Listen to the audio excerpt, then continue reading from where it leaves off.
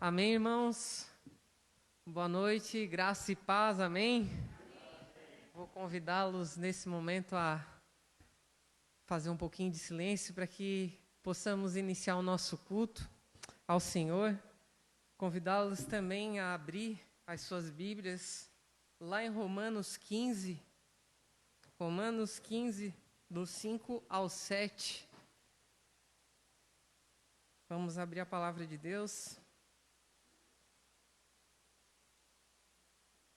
A palavra de Deus em Romanos 15, do 5 ao 7, diz o seguinte, irmãos: que o Deus da perseverança e do ânimo vos dê o mesmo modo de pensar entre vós, segundo Cristo Jesus, para que unânimes e a uma só voz glorifiqueis o Deus e Pai do nosso Senhor Jesus Cristo. Portanto, acolhei-vos uns aos outros, como também Cristo nos acolheu, para a glória de Deus. Amém? Então, que nessa noite nós possamos nos sentir acolhidos uns aos outros e que possamos, assim como Deus nos fez, acolher o nosso irmão também nessa noite, né? Que você seja bem-vindo aqui e que Deus tenha a liberdade para falar com você, assim como comigo. Amém? Deus, queremos nos colocar diante de Ti, pedindo que Tu, Deus, através do Teu Espírito, possa falar conosco essa noite, Pai. Preparar o nosso coração, Deus, para que venhamos a entender a Tua vontade, que é boa, perfeita e agradável, Deus. Que Tu nos ensine a cada dia, Deus, que Tu venhas endireitar as nossas veredas, assim como também, Deus, pedimos que Tu possas, Deus, nesse momento purificar, Deus, a nossa vida, Deus, o nosso pecado, nos limpar pelo Teu sangue, Pai, para que possamos, Deus, glorificar a Ti, Pai, para que possamos unidos, Deus, acolher os nossos irmãos, Pai, em nome de Jesus é o que te pedimos, amém. Amém, queridos? Vou convidar o Ministério de Louvor, então, para que possa estar se dirigindo aqui e a gente venha adorar em comunhão o nome do nosso Deus.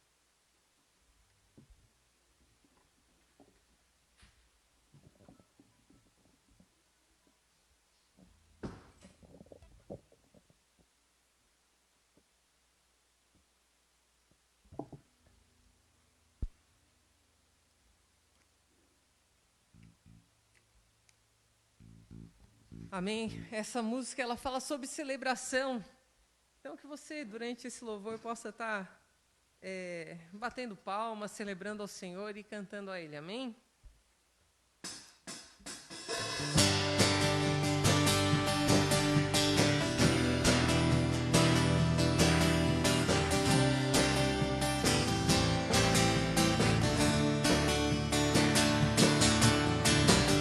Celebrai com júbilo ao Senhor, todos os moradores da terra. Servi ao Senhor com alegria e apresentai-vos a Ele com cântico. Sabei que o Senhor é bom, Ele é bom e eterna a sua vontade e a sua fidelidade de geração a geração. Aleluia, glória, aleluia, aleluia, glória, aleluia, aleluia, glória, aleluia, aleluia, glória, aleluia. Celebrai com júbilo ao Senhor, todos os moradores da terra. Servi ao Senhor com alegria e apresentai-vos a Ele com cântico. Sabei que o Senhor é bom, Ele é bom e eterna a sua bondade e a sua fidelidade de geração a geração. Aleluia, glória, aleluia, aleluia, glória, aleluia, aleluia, glória, aleluia, aleluia, glória, aleluia, amém. Queridos, que nesse louvor nós possamos continuar adorando ao Senhor, porque o sacrifício dele foi suficiente, amém? Foi suficiente a cobrir o preço dos nossos pecados. e que nós possamos cantar, então, a esse Deus que se fez sacrifício em nosso lugar. Amém?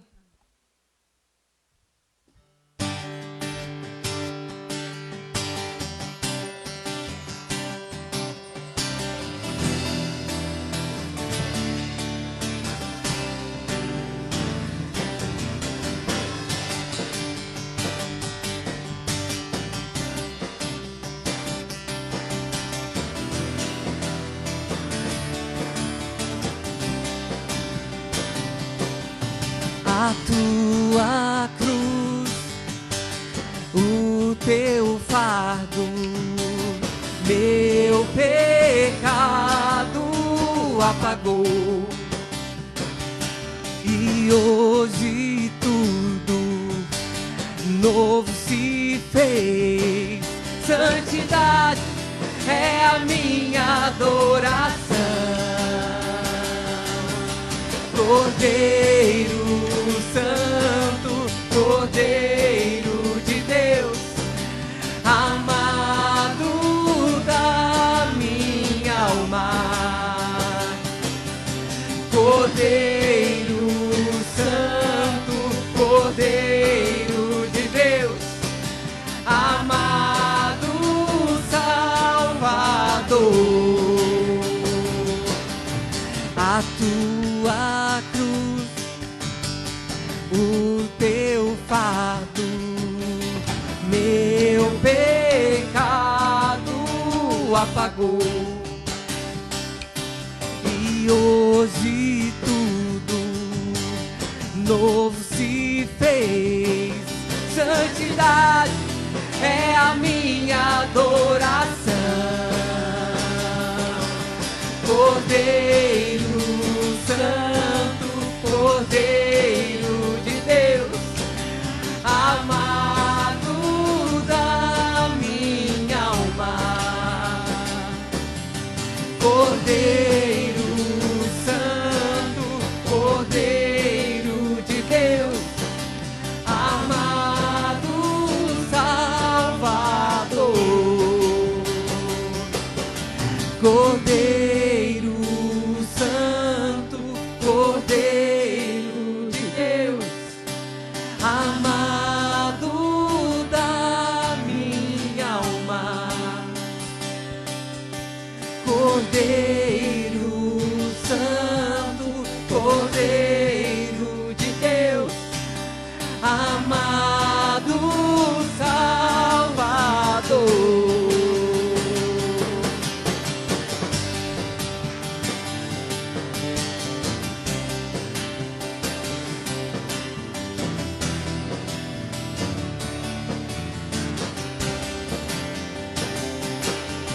Cordeiro Santo, Cordeiro de Deus, amado da minha alma.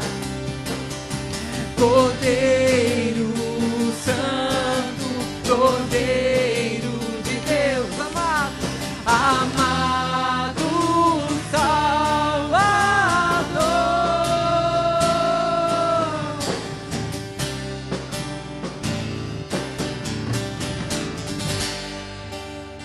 Amém.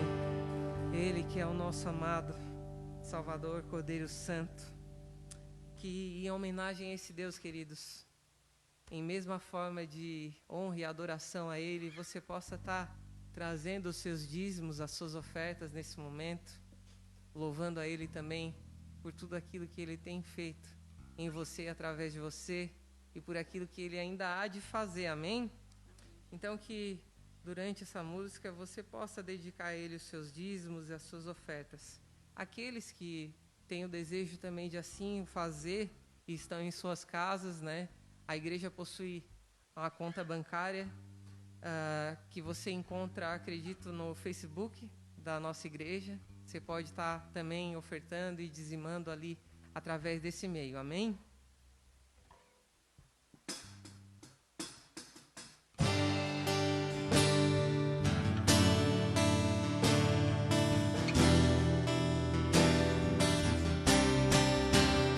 Eis-me aqui, outra vez diante de ti abro meu coração, meu clamor tu escutas e fazes cair as barreiras em mim. És fiel, Senhor, e dizes palavras de amor, esperança sem fim. Ao sentir o teu toque, por tua bondade libertas meu ser no calor desse lugar. Eu venho me derramar, dizer que te amo, me derramar, dizer te preciso, me derramar, dizer que sou grato, me derramar, dizer que és formoso.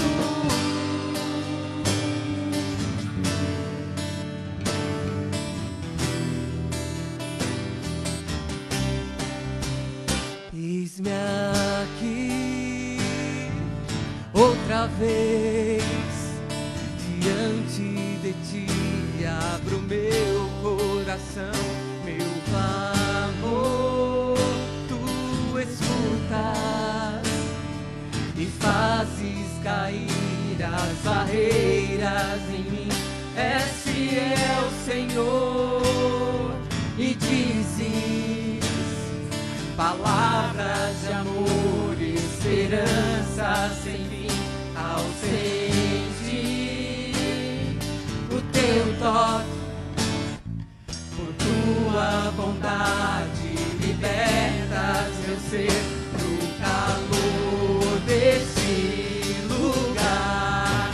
Eu venho me derramar, dizer que te amo, me derramar, dizer te preciso, me derramar, dizer que sou grato, me derramar, dizer que és formoso, me derramar, dizer que te amo, me derramar, dizer te preciso, me derramar, dizer que sou grato, me derramar, dizer que és formoso.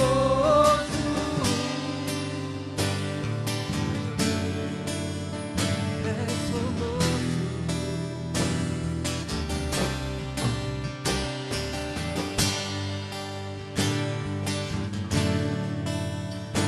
És formoso, Deus.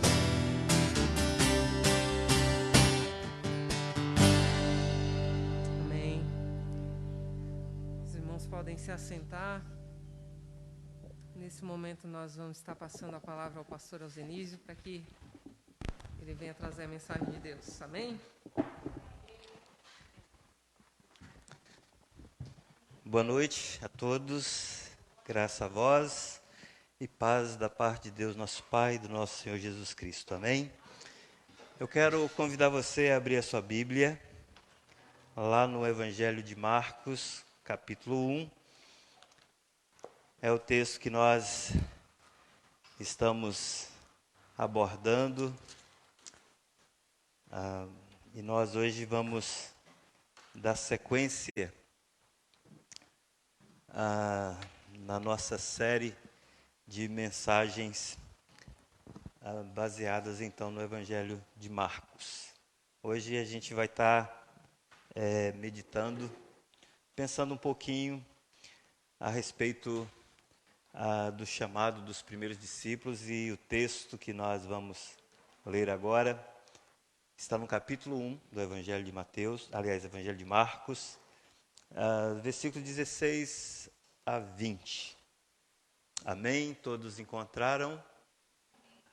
Então, eu vou fazer aqui a leitura na minha versão Almeida do século 21, e você pode estar acompanhando aí na sua Bíblia, no seu aplicativo, se assim você tiver, e acompanhe a leitura da Bíblia aqui e aqueles que também nos acompanham pela internet.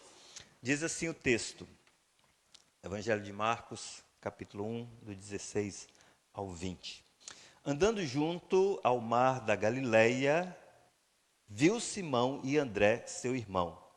Eles estavam lançando as redes ao mar, pois eram pescadores. Disse-lhe Jesus: Vinde a mim, e eu vos tornarei pescadores de homens.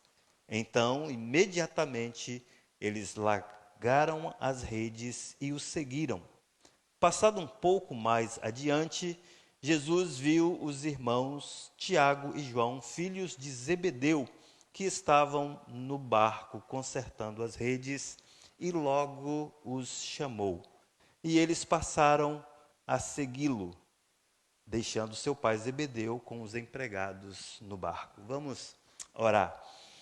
Senhor nosso Deus e Pai, nós estamos aqui esta noite, ó Deus, para adorar ao Senhor, para prestar um culto ao Senhor, ó Deus, porque essa é a nossa resposta ao Senhor, por tudo aquilo que o Senhor é, por tudo aquilo que o Senhor fez em nossas vidas, por meio de Jesus Cristo, e por aquilo que ainda o Senhor fará. Recebe, ó Deus, a nossa adoração nesta noite, recebe este culto, os nossos cânticos, os nossos louvores, as nossas orações, os nossos dízimos, as nossas ofertas. Recebe, ó Deus, a nossa vida oferecida ao Senhor nesta noite como um sacrifício vivo, santo e agradável ao Senhor. Este, ó Deus, diz a palavra do Senhor, é o culto racional que o Senhor deseja receber de nós.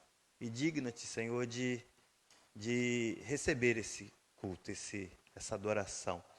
E agora, quando nós lemos estes versículos, a Deus, do Evangelho de Marcos, cuja clareza, ó Deus, dispensa até algum tipo de comentário, Senhor, mas dada, ó Pai, a nossa dificuldade em entender as coisas espirituais, a palavra do Senhor, dadas nossas limitações impostas, ó Deus, pelo pecado que ainda reside em nós, nós, diante de tudo isso, Deus, nós suplicamos ao Senhor que o Teu Espírito, ó Deus, possa abrir o nosso entendimento, possa falar conosco, Deus. O nosso coração, na verdade, ele não tem nenhuma disposição para buscar ao Senhor, e nós precisamos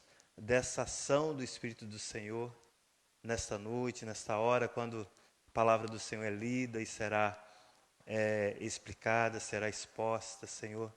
Nós pedimos, Deus, porque se forem apenas palavras humanas de um pregador falho, ó Deus, e pecador, ó Deus, nada acontecerá, mas se for a palavra do Senhor, que procede da boca do Senhor, essa sim, ó Deus, produzirá, ó Deus, os frutos, cumprirá o propósito para o qual o Senhor destinará. Nós pedimos a Deus essas bênçãos, Pai, porque não achemos-nos merecedores, mas porque há no Senhor, de fato, um desejo maior de nos abençoar do que nós mesmos de sermos abençoados. Usa-me a mim, ó Deus, os meus lábios, e fala-nos, ó Deus, nesta noite, a todo aquele que está aqui, neste lugar, aqueles que nos acompanham também por meio da internet, que o Senhor possa, por Tua graça e misericórdia, fazer uma obra no coração de cada um nesta noite, em nome de Jesus. Amém. Pois bem, o Evangelho de Marcos, me perdoe, a confusão. O Evangelho de Marcos, que estamos estudando, ele é anônimo. A gente fala Evangelho de Marcos, mas o Evangelho mesmo em si, o texto, nada diz que Marcos é a pessoa que escreveu, né? Mas desde o segundo século da era cristã, o segundo século da igreja, os pais da igreja e a igreja de um modo geral têm atribuído a autoria do Evangelho a Marcos, né?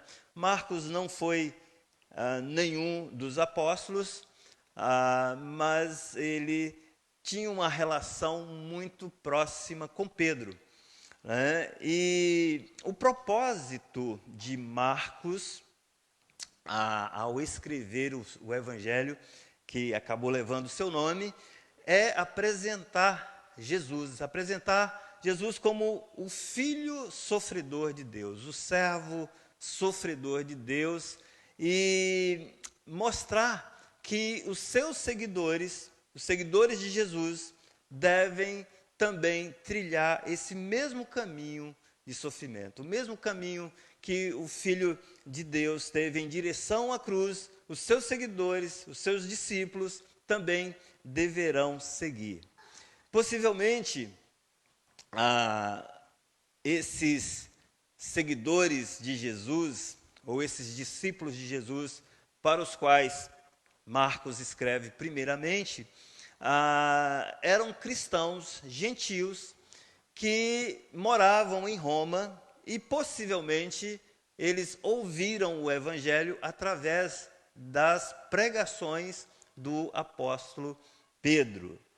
Então, nós já vimos no início, né, na nossa introdução, que Marcos deixa bem claro que a origem desse evangelho está no próprio Deus, né, e que esse Jesus, servo sofredor, que ele apresenta para os seus leitores, fora predito desde lá do Antigo Testamento, né? Especialmente ele cita Isaías, cita Malaquias, né, para mostrar que esse evangelho ele não surgiu do nada, mas já era plano de Deus desde a eternidade.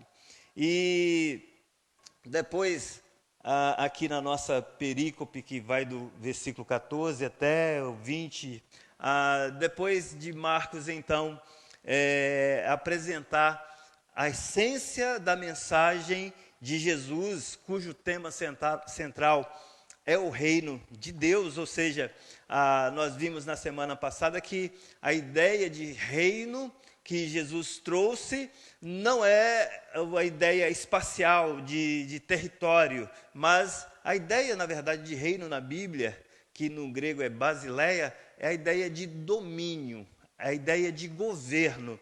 E esse domínio, quando Jesus diz que completou-se o tempo, chegou a plenitude do tempo, esse reino, então, é inaugurado pelo próprio Senhor. O reino vem com o Senhor. O reino vem com o rei. O domínio, o governo, vem com o Senhor Jesus, através da sua pregação, através das suas ações. E então, depois disso, Marcos passa a narrar os fatos que marcam ou marcaram o início do ministério de Jesus na Galileia. E essa narrativa, embora sucinta, ela é muito rica e cheia de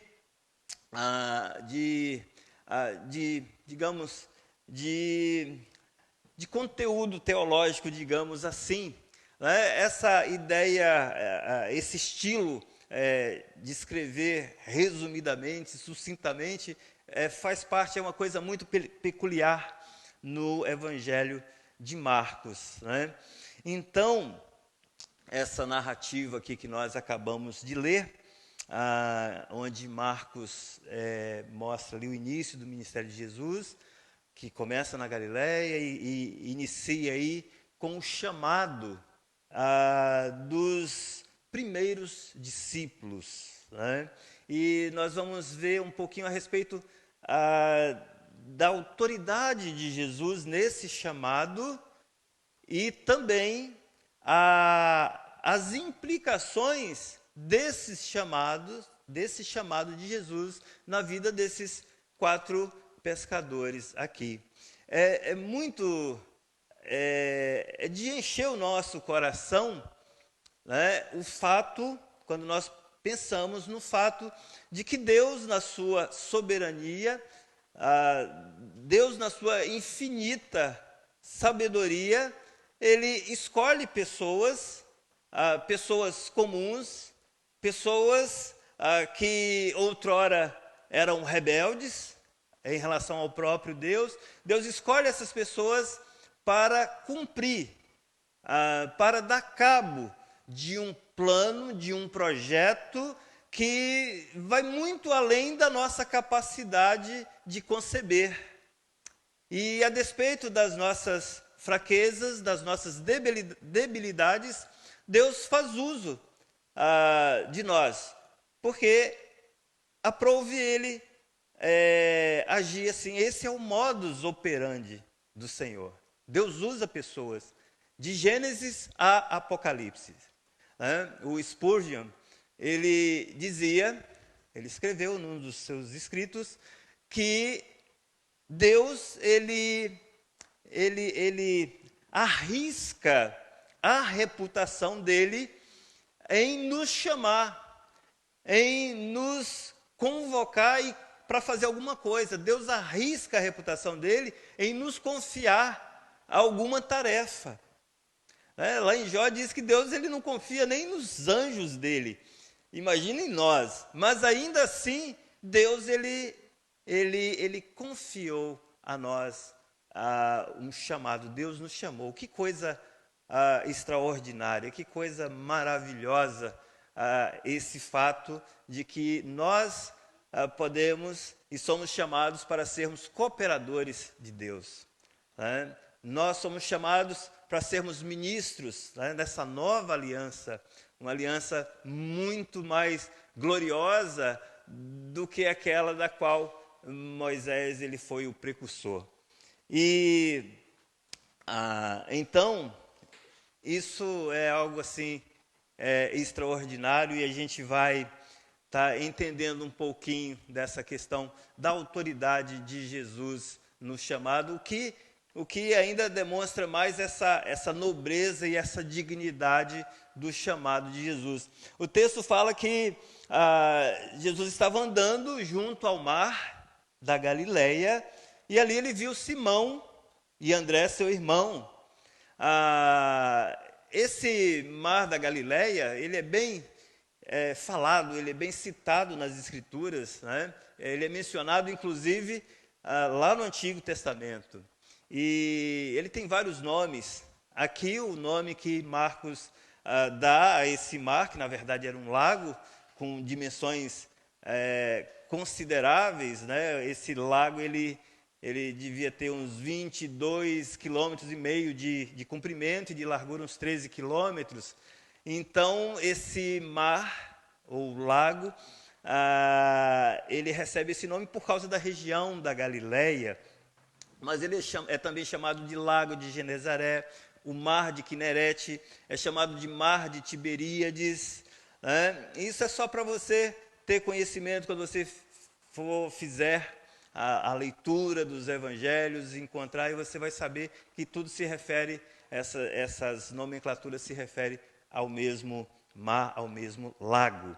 E Simão e André, eles estavam, diz o texto, que estavam lançando as redes ao mar, pois eles eram pescadores, né?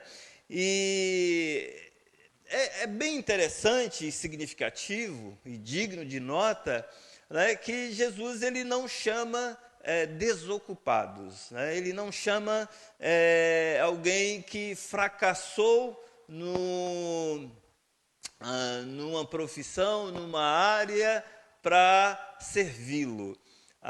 Jesus, geralmente, quando a gente observa essa questão do chamado, ele chama aqueles que estão empenhados, engajados em alguma atividade. E esses homens aqui, começando por Simão e André, eram pescadores ativos. E Jesus ele chama dizendo: vinde a mim e eu os farei pescadores de homens.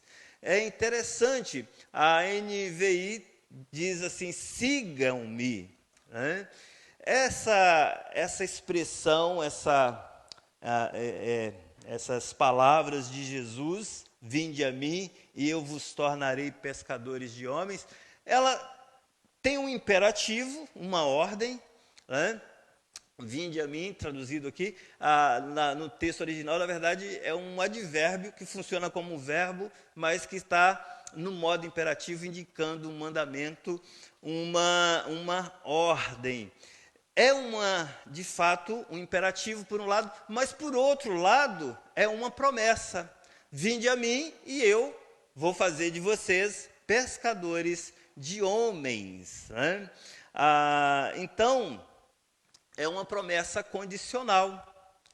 Você quer se tornar pescadores ou pescador de homens, então você tem que ir após Jesus. Vinde a mim e eu os farei pescadores de homens. Percebam, há uma promessa, né? Mas essa promessa é condicional ao ir após a Jesus. Então Jesus ele assume a responsabilidade de fazer desses homens que eram pescadores de peixes, que atuavam ali no mar da Galileia, Jesus assume a responsabilidade de torná-los pescadores de homens, se eles o seguissem.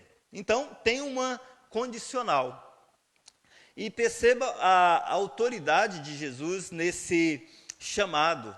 E essa autoridade, é interessante a gente pensar que essa autoridade no chamado de Jesus não elimina a vontade, não eliminou a vontade desses pescadores, né, desses homens, não eliminou também a responsabilidade, como nós iremos ver mais adiante, mas esse chamado de autoridade de Jesus os confrontou, os colocou diante de uma decisão. Então, geralmente, o chamado nos evangelhos, eles não são apresentados como um chamado eficaz. Nos escritos do apóstolo Paulo, geralmente o chamado é eficaz. Nos evangelhos, nem sempre é assim. Mas, pensando um pouco mais aqui no texto, provavelmente esse não é o primeiro encontro entre Jesus e esses pescadores. Né?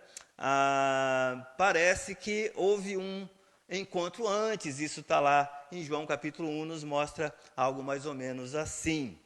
Mas esse momento que Marcos narra é o momento em que Jesus chama esses pescadores, né, para serem os seguidores oficiais de Jesus, para serem os discípulos de Jesus, para seguirem Jesus oficialmente, para depois, então, fazer deles apóstolos do Senhor.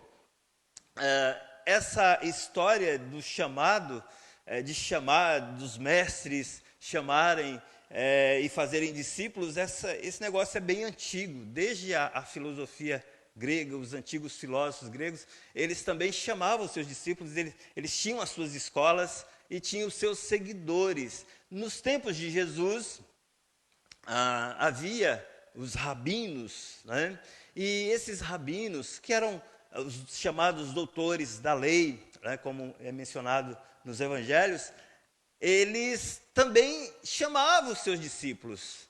Mas esses homens, esses rabinos, eles tinham as suas escolas teológicas, né? Ariléu e outras mais, Gamaliel, enfim, e eles, na verdade, eles vinculavam esse chamado aos seus discípulos a uma dessas tradições, e exigiam que esses discípulos pudessem ter um desempenho em relação a essa tradição, em relação às regras impostas por tal tradição, né? Então, na mente desses doutores da lei, desses rabinos do primeiro século que viveram no tempo de Jesus, a salvação, ela vinha a partir do momento que o discípulo obedecesse às regras, né, da sua tradição.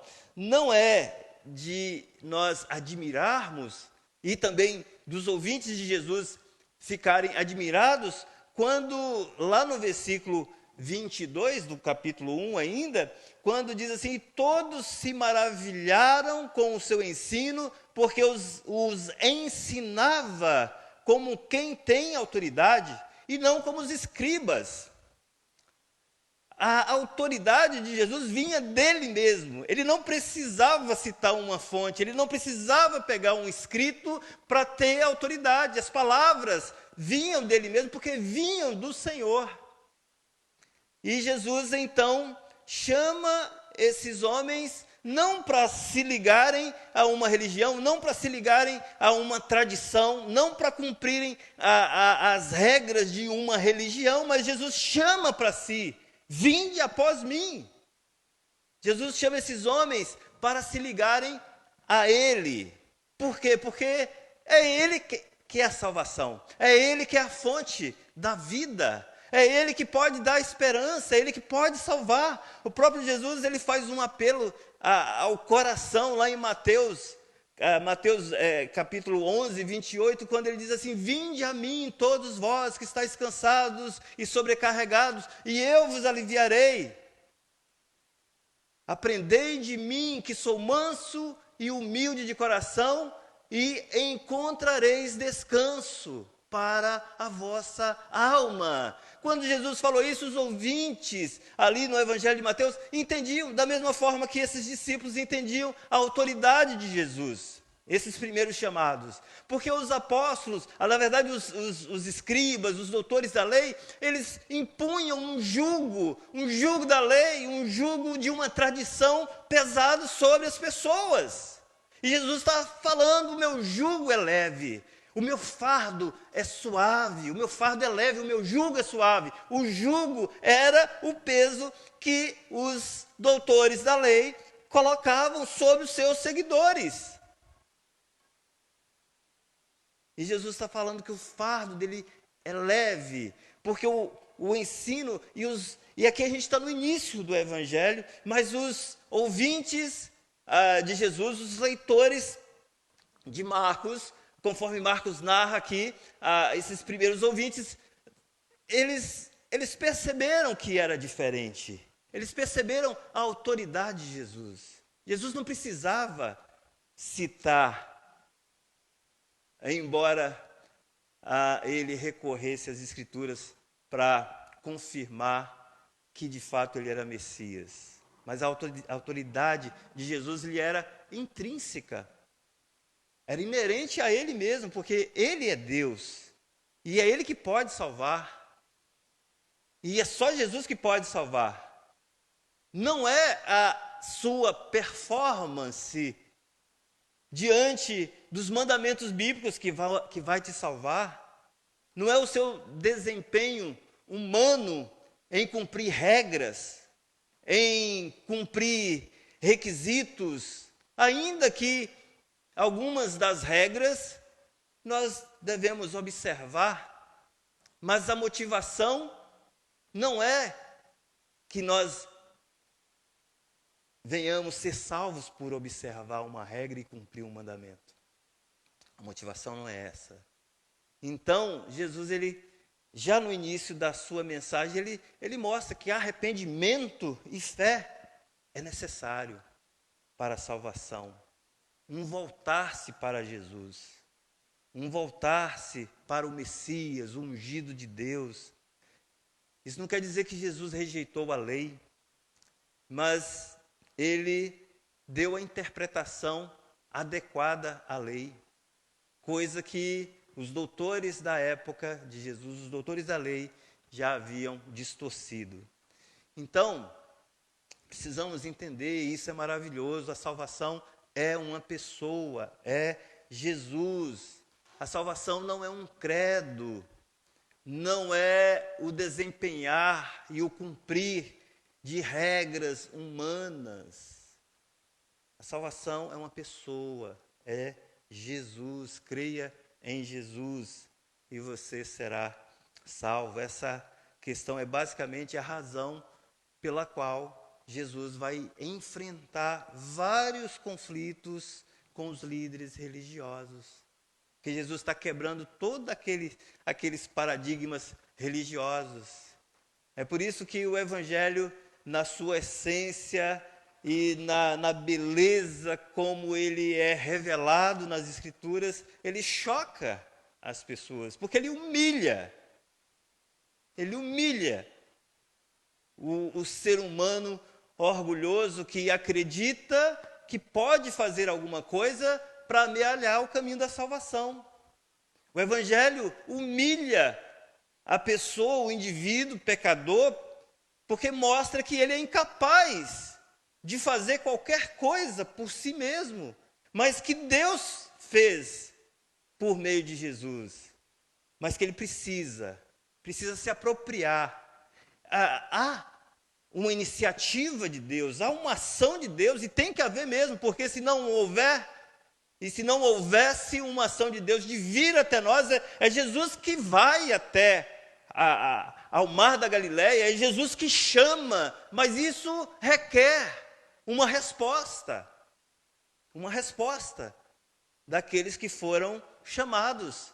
A coisa não acontece automaticamente. É preciso que você tome uma posição. É preciso que você se aproprie daquilo que Deus está oferecendo para você. É preciso que você ouça e atenda o chamado de Jesus na sua vida. Porque esses pescadores, eles entenderam. Quando Jesus disse para eles: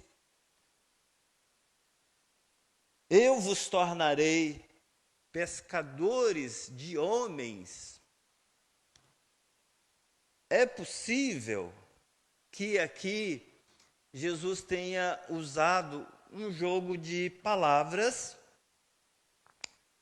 que certamente foi fácil de ser entendido por esses pescadores judeus, né? Lá no Antigo Testamento, pescar era geralmente ou frequentemente uma metáfora para julgamento da parte de Deus. Deus, ele fala lá no capítulo 16 de Jeremias, especialmente no versículo 16, que Deus fala através de Jeremias que Deus iria enviar pescadores para levar o seu povo para o exílio. Que Deus iria enviar esses pescadores, uma referência à Babilônia, que iria levar o povo de Judá para o exílio, para a prisão, para o cativeiro. E aqui Jesus, ele, em outras palavras, ele está dizendo que ele tornaria esses homens, esses pescadores, pescadores de homens, ou seja, ele faria algo diferente. Aqui, essa metáfora de pescadores de homens, é uma metáfora da salvação. É como se Jesus estivesse anunciando o fim do exílio, o fim do aprisionamento, o fim das cadeias, o quebrantamento das correntes que aprisionam as pessoas.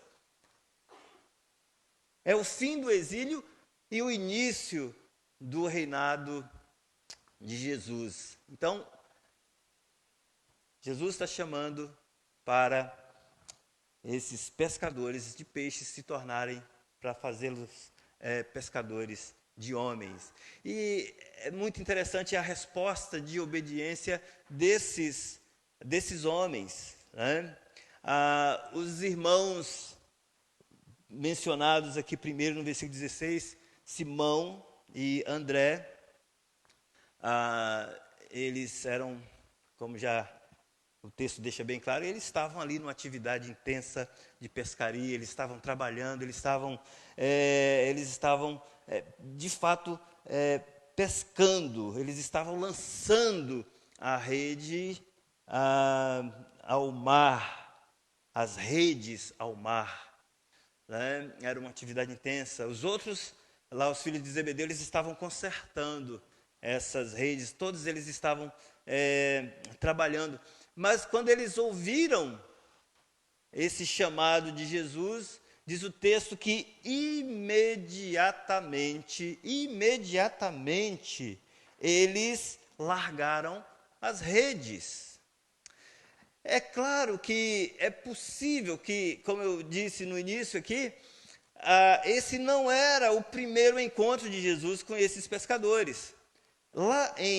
Eu acho que é interessante nós lermos o texto de Lucas, capítulo 5, porque parece-me que antes desse momento do chamado desses homens aqui no Mar da Galileia, Jesus já tinha aparecido a eles numa outra ocasião, que está narrada aqui em Lucas capítulo 5. Então, Lucas 5, a partir do versículo 1, eu acho que todo mundo já conhece o texto, mas é bom a gente fazer a leitura desse texto para a gente contextualizar e entender um pouquinho melhor o momento, a cronologia aí dos eventos.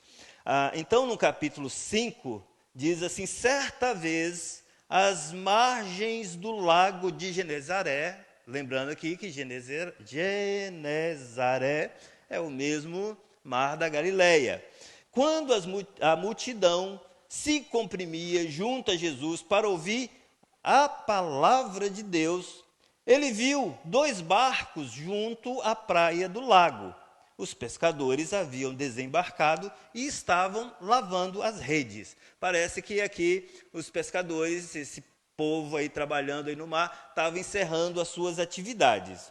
Entrando no versículo 3, ele num dos barcos, que era o de Simão, pediu-lhe que o afastasse um pouco da terra e, sentando-se do barco, ensinava as multidões. Quando acabou de falar, disse a Simão: vá mais para dentro do lago e lançai as vossas redes para a pesca.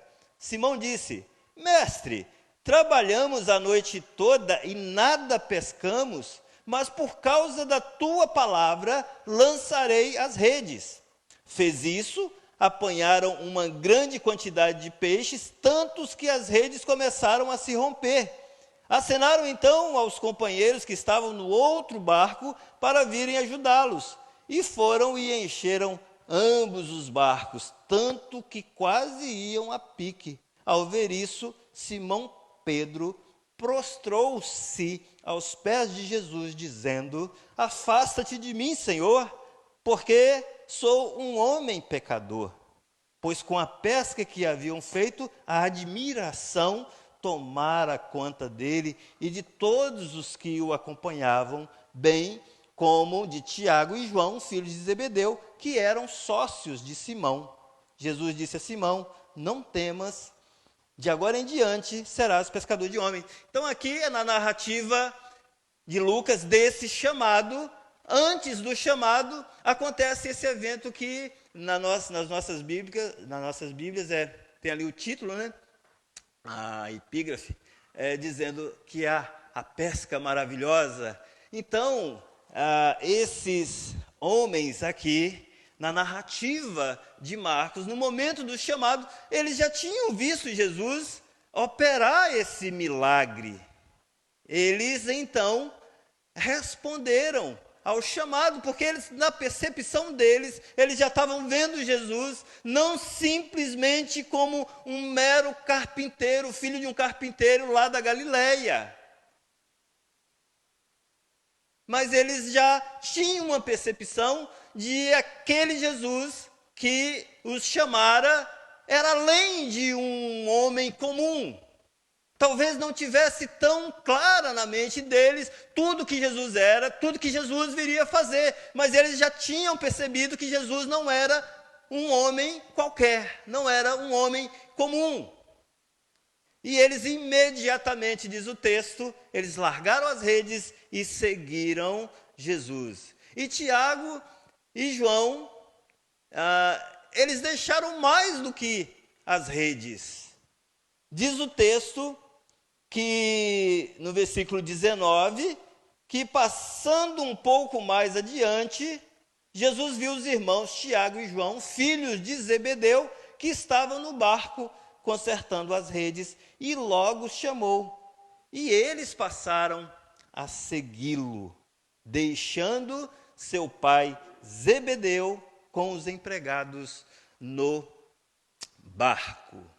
Então, esses homens aqui, últimos, Tiago e João, chamados, eram filhos de Zebedeu, e aqui Marcos, ele acrescenta esse detalhe, embora a narrativa de Marcos seja menor do que a de Mateus e também a de Lucas, ele acrescenta esse detalhe que ele deixou, ou eles deixaram, né, o seu pai Zebedeu com os empregados no barco. Lá no texto de Lucas fala que Pedro era sócio de Tiago e João. Então, percebam que esses dois chamados aqui, Tiago e João, eles eram filhos de Zebedeu, que era um homem muito próspero. Ele era um empresário do ramo da pescaria, do ramo de pescados, né? E eles tinham, aqui o texto fala que eles tinham, Zebedeu ele tinha empregados, contratados. E Tiago e João, filhos de Zebedeu, eles não eram empregados, eles eram donos da empresa. Então, tem um comentarista que ele diz que provavelmente João, né, um dos filhos de Zebedeu, ele tinha, inclusive, contratos comerciais, né, para vender peixe regularmente para a família sacerdotal.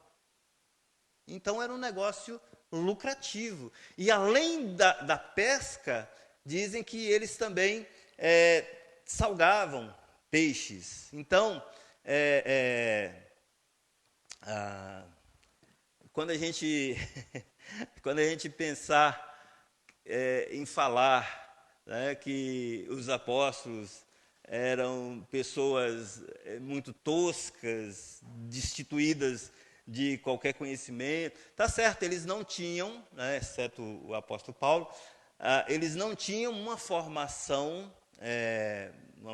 digamos, de doutorado, né, como Paulo tinha, como Paulo teve, mas eles não eram pessoas indoutas, não. Pelo menos esses quatro aqui, e especialmente Tiago e João, eles eram pessoas altamente capazes. Eles tinham seus negócios. Eles não eram um doutor da lei, mas eles eram pessoas muito inteligentes que comandavam negócios, né? E a gente não deve exagerar quando falar deles, dizendo que eles eram pobres, que eram ignorantes, porque ainda que eles não fossem esses doutores da lei ou escribas, eles não eram pessoas analfabetas e muito menos pessoas bobas. Mas esse chamado de Jesus fez com que eles deixassem tudo isso para trás. O chamado tem um preço. Eles deixaram tudo. Eles deixaram tudo para trás. Na verdade, quando Jesus está lá evangelizando aquele jovem rico, né? Essa passagem está lá em Mateus 19, e ali Jesus fala, né, que é mais fácil um camelo passar pelo fundo de uma agulha do que um rico entrar no reino do céu. E aí os discípulos, diante dessa palavra, ficam desanimados. Falam, puxa, se é assim, quem é que pode ser salvo? E aí Jesus responde.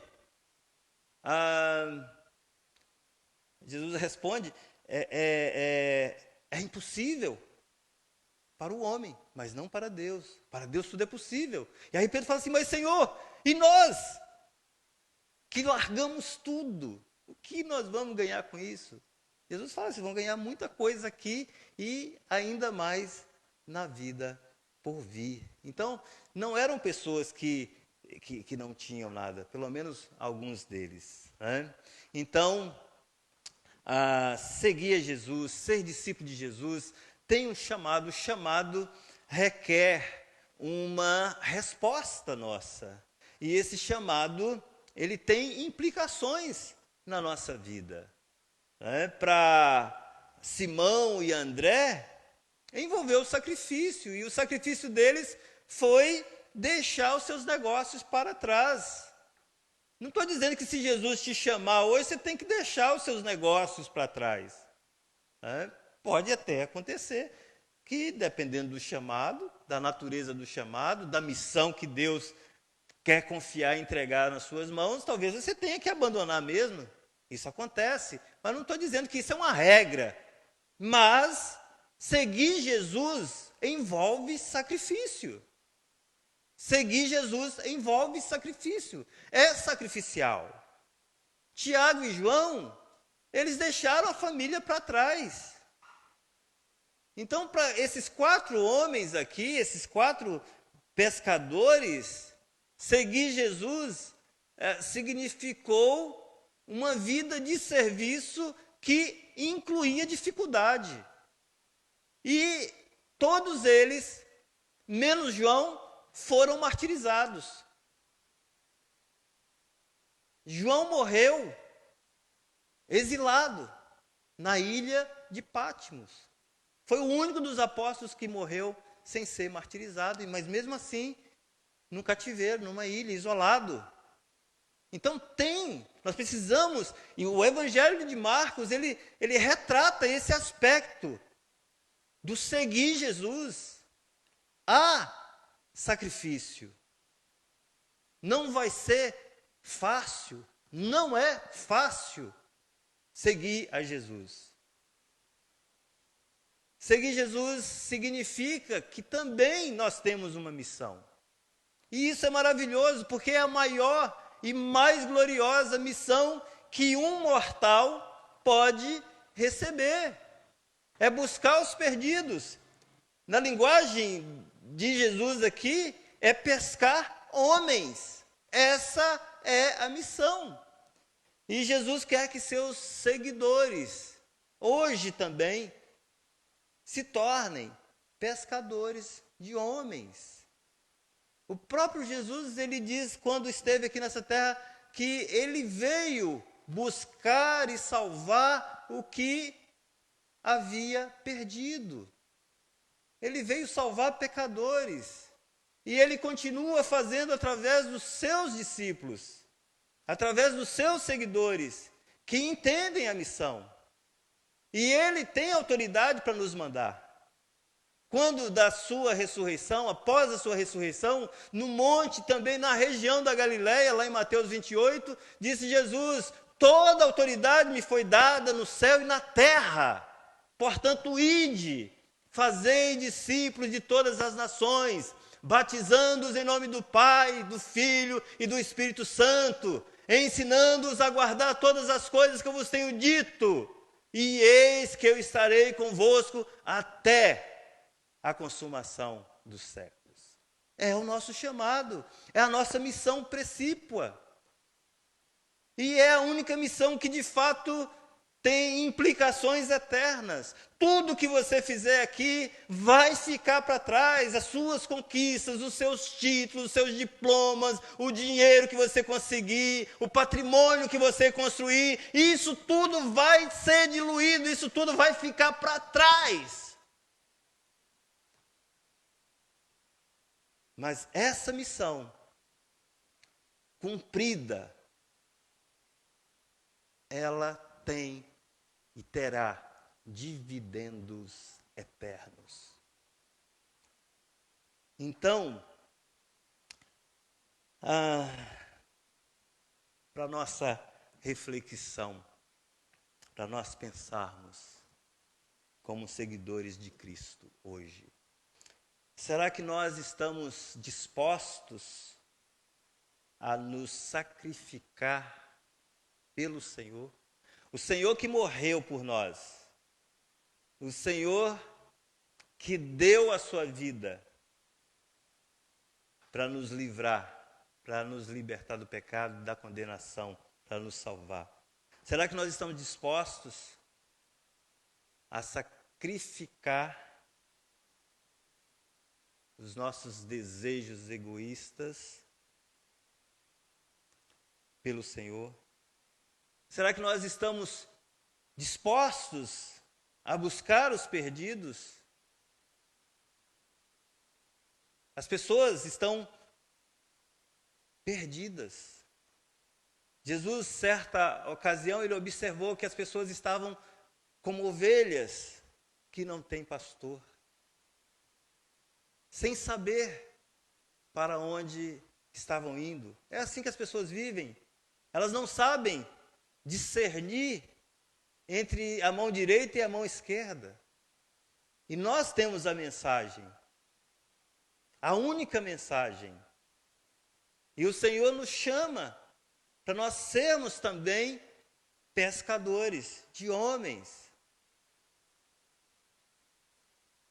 Se nós não estamos sendo pescadores de homens, se nós não estamos preocupados com aqueles que estão perdidos, eu faço a seguinte pergunta: será que nós podemos nos considerar, de fato, discípulos de Jesus, seguidores de Jesus, se nós não consideramos essas coisas?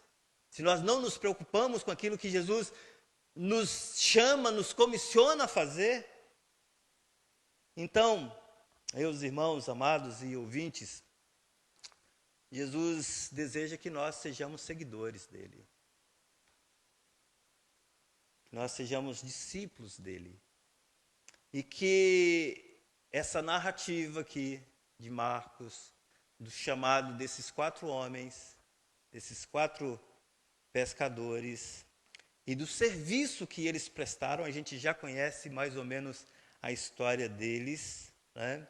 Que isso possa nos inspirar a nos dedicarmos mais ao Senhor como discípulos e como seguidores de Jesus. Amém? Vamos orar, vamos falar com o Senhor. Certamente Deus tem nos falado, Deus tem nos desafiado através dessa palavra essa noite. E a questão é, qual é a resposta que você vai dar ao Senhor? O chamado é dele. É ele que toma a iniciativa. É ele que já veio até nós e nos vem por meio da sua palavra e fala ao nosso coração. Mas qual é a sua resposta? Jesus hoje te chama. Vinde a mim. Você que está cansado, você que está sobrecarregado, você que está carregando o fardo do pecado, você que está escravizado pelos vícios, das drogas, do sexo, do materialismo e de tantas outras coisas que aprisionam. Jesus diz: vinde a mim, vinde a mim, vinde a mim. Qual é a resposta? Qual é a resposta que você dá para ele? Você que é seguidor de Jesus, que teme ao Senhor, que ama até o Senhor, que até é fiel ao Senhor, que participa das atividades da igreja, mas que tem esquecido de fazer o principal, que é cumprir a missão, a sua vocação, o seu chamado. E Jesus chama Vinde a mim e eu vou fazer de você pescador de homens. Qual é a resposta que você dá? A Bíblia fala que o querer e o efetuar vem de Deus. Filipenses 2 fala que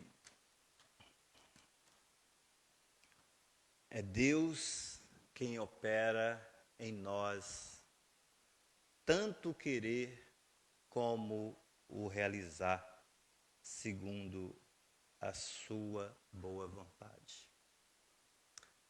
Mas esse mesmo texto aqui fala que nós devemos exercitar, realizar a nossa salvação com temor e tremor. Há uma parceria entre Deus, soberano, Senhor, e o homem, o ser humano, para que um milagre possa acontecer. Os nossos esforços em direção a Deus são iniciados pelo próprio Deus, que toma essa iniciativa de vir até nós. E nós só podemos dar essa resposta a Deus porque o próprio Deus ele está operando em nós nesse momento pela palavra. Mas é preciso que haja uma disposição. Se não fosse assim, Paulo não escreveria para eu e você exercitar a nossa salvação. Força, poder, vontade em nós mesmos não temos. Mas nós podemos dizer: Senhor, me ajuda. Sem o Senhor eu não posso conseguir. Sem o Senhor eu não posso caminhar. É isso que Deus quer. Sem o Senhor eu não posso obedecer esse chamado. Então me ajuda, Deus. Tenha misericórdia de mim, Senhor. É isso. É isso que nós precisamos. Nos humilhar diante da mão ou debaixo da mão do Deus Todo-Poderoso, para que no tempo certo Ele nos levante. Amém?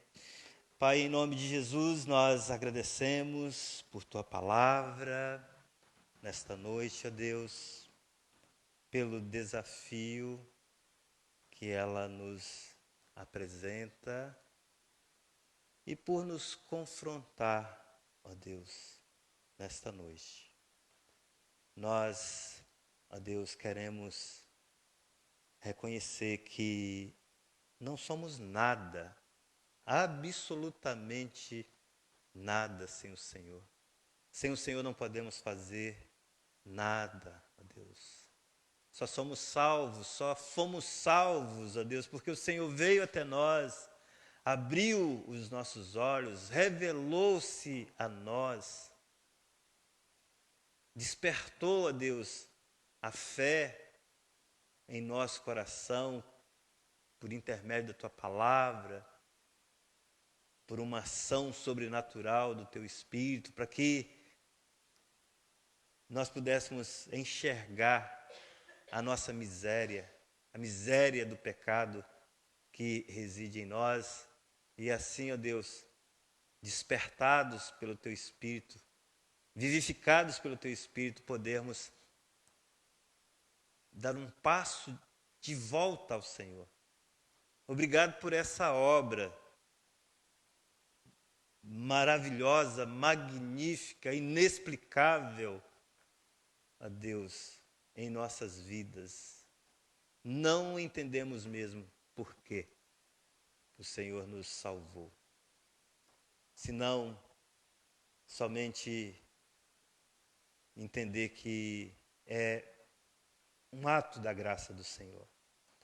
Ó Deus, talvez alguns que aqui estão nos acompanhando, participando desse culto, ó Deus, talvez ainda nunca tiveram um chamado do Senhor.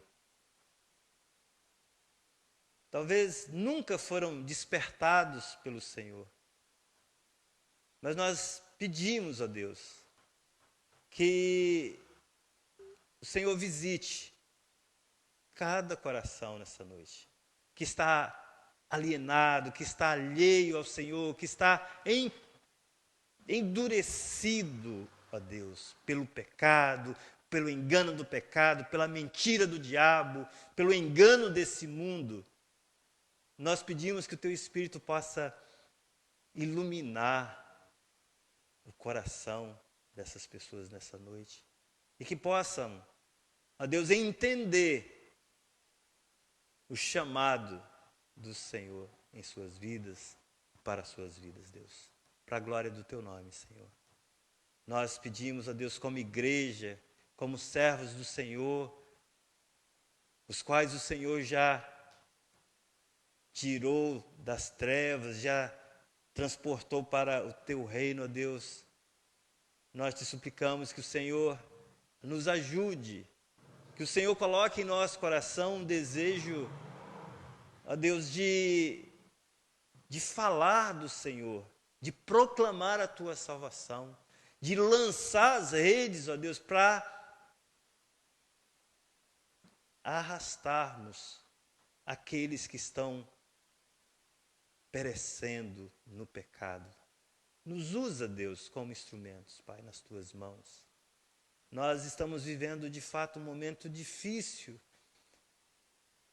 um momento complicado da história, Deus, e que não há, Senhor, não há esperança.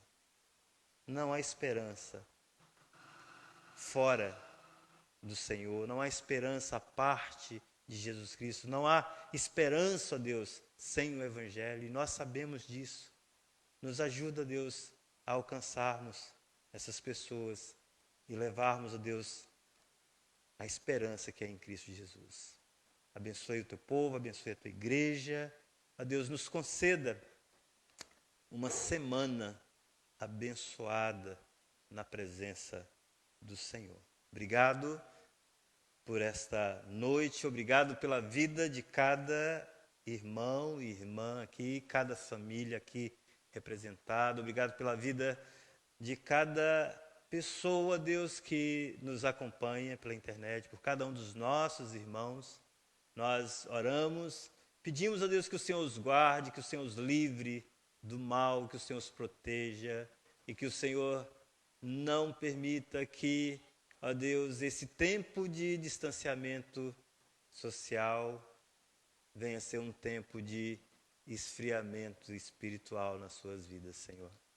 Nós pedimos que o Senhor mantenha acesa a chama da fé no nosso coração, que o Senhor mantenha, ó Deus, o nosso coração fervoroso. Nós pedimos, Deus, que o Senhor nos avive, que o Senhor avive a Tua obra, Senhor, no decorrer dos séculos. Em nome de Jesus, amém e amém. Ok, dito isto, estamos terminando 1h05 de culto. Quase conseguimos o nosso tempo. Perdão por ultrapassar aí os 5 minutos. Tá? Que Deus abençoe a todos. Vocês querem mais? Quer mais culto? Quer adorar mais? A gente prega mais, a gente canta mais. Não, é brincadeira. Eu acho que Deus já falou o que tinha de ser dito. Basta agora cada um parar, refletir e tomar as decisões corretas. Que Deus abençoe a todos.